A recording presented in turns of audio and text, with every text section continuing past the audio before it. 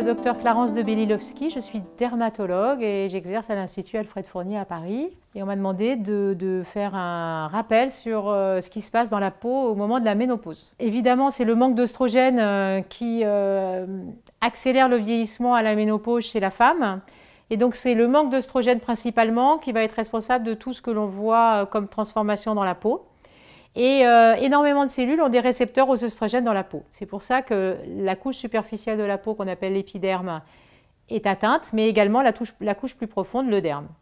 Donc dans l'épiderme, il y a un amincissement de l'épiderme, c'est pour ça que la peau est plus fragile. Il y a aussi moins d'hydratation de la peau, elle retient moins l'eau, c'est pour ça qu'après la ménopause, la peau devient sèche. Et quand une peau est sèche, parfois elle gratte, donc elle devient prurigineuse.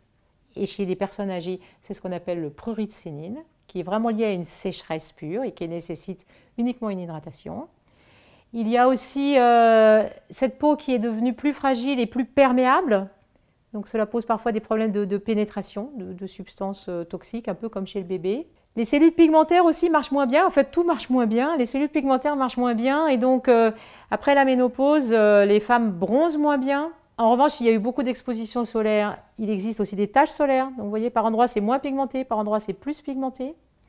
Et enfin, il y a une altération du système immunologique dans la peau. Et dans le derme, donc une couche en dessous, ce sont les fibres qui sont atteintes, c'est-à-dire que les fibroblastes, qui sont les cellules du derme qui synthétisent les fibres de collagène, marchent moins bien. Et donc, il y a moins de collagène. Et il y a eu des études qui ont montré que la baisse de collagène dans la peau est parallèle au degré d'ostéoporose. Il y a vraiment un parallèle entre les deux. Donc on perd beaucoup de collagène après la ménopause dans la peau. Et donc la peau est moins solide, moins élastique, les rides se forment. Les tissus élastiques sont aussi touchés. Et puis il existe des dilatations des vaisseaux, c'est pour ça que parfois il y a des rougeurs par endroits. Donc voilà, les hormones expliquent beaucoup de modifications après la ménopause. Donc pour faire une overview de tout ce que l'on peut voir, donc je vous ai parlé de la peau sèche, ça c'est une constante, la peau sèche, elle gratte. Avec l'âge, sans traitement hormonal, on a l'impression parfois qu'elle se décolle, c'est vraiment le derme qui s'appauvrit. Et puis, ce qui préoccupe beaucoup de femmes, c'est le vieillissement cutané, évidemment. Et malheureusement, il y a une accélération avec la ménopause en raison de ce frein à la synthèse de collagène. Donc les rides apparaissent. Donc ça, il existe en fait 3 sortes de vieillissement. Il y a le vieillissement intrinsèque, tout le monde vieillit, les hommes comme les femmes, plus ou moins vite, c'est un peu génétique. Le vieillissement hormonal ajoute un coup d'accélérateur à ce vieillissement, mais par exemple sur le visage, les signes de vieillissement sont aussi beaucoup liés à l'exposition solaire, qu'on appelle le vieillissement extrinsèque. Donc, quand on n'a pas été au soleil, on vieillit avec une peau fine, claire et des fines ridules. Quand on a été beaucoup au soleil, on vieillit avec une peau épaisse, des rides très épaisses, multipliées, des taches et des zones kératosiques. Le manque d'œstrogène est une constante à la ménopause, mais chez certaines personnes, cela masque une augmentation du taux de testostérone, donc des hormones mâles qu'elles avaient déjà. Donc parfois à la ménopause se développe ce qu'on appelle une hyperandrogénie relative.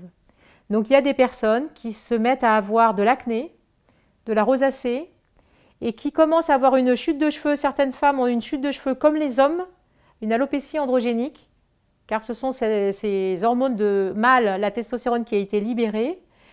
Et même, on connaît l'hyperpilosité, la moustache des grands-mères, c'est lié à cette testostérone qui est devenue libre et qui adhère dans la peau. Ces récepteurs sont très stimulés et donc il y a une hyperpilosité que l'on prendra en charge. Ça, c'est un peu pour les modifications physiologiques et esthétiques, mais bien sûr, nous sommes des médecins et je suis dermatologue. Donc, je ne manque jamais une occasion lors d'une consultation de parler de la protection solaire. C'est l'ennemi numéro 1, c'est lui qui donne quasiment tous les cancers de la peau. C'est lui qui aggrave le vieillissement. Donc vraiment, et les patients ne comprennent pas ce que cela veut dire, car pour eux, exposition solaire, c'est l'exposition à la plage. Donc je vous rappellerai seulement que l'on prend plus de soleil dans la vie de tous les jours que pendant les 3 semaines ou les 15 jours à la plage. Donc pour le visage, c'est une photoprotection quotidienne avec un indice moyen que l'on recommande pour prévenir le vieillissement. Mais il n'y a pas que le vieillissement dans la vie, il y a malheureusement aussi les cancers. Et vous savez bien qu'il y a un boom des cancers cutanés en raison des générations précédentes qui se sont beaucoup mises au soleil. Donc les personnes âgées aujourd'hui sont des ex-68ards et donc ils ont beaucoup de carcinomes, des carcinomes basocellulaires, des carcinomes spilocellulaires qui sont parfois précédées par des kératoses, donc des épaississements localisés de la peau, sur le crâne chauve des hommes, sur l'arête du nez, sur le dos des mains. Et ça, c'est notre rôle de dermatologue. On doit faire des check-ups très réguliers aux personnes plus elles vieillissent.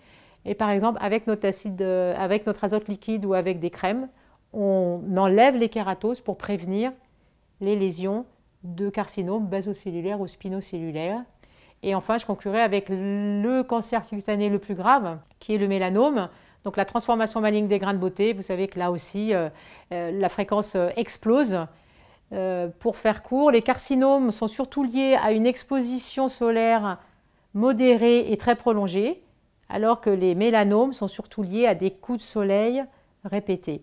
Donc il faut vraiment faire un check-up complet des patients et des patientes, on parle aujourd'hui de la ménopause, des patientes quand on les voit pour autre chose, et faire ce dépistage, donner des conseils de protection solaire et demander vraiment aux patientes de revenir à la moindre occasion.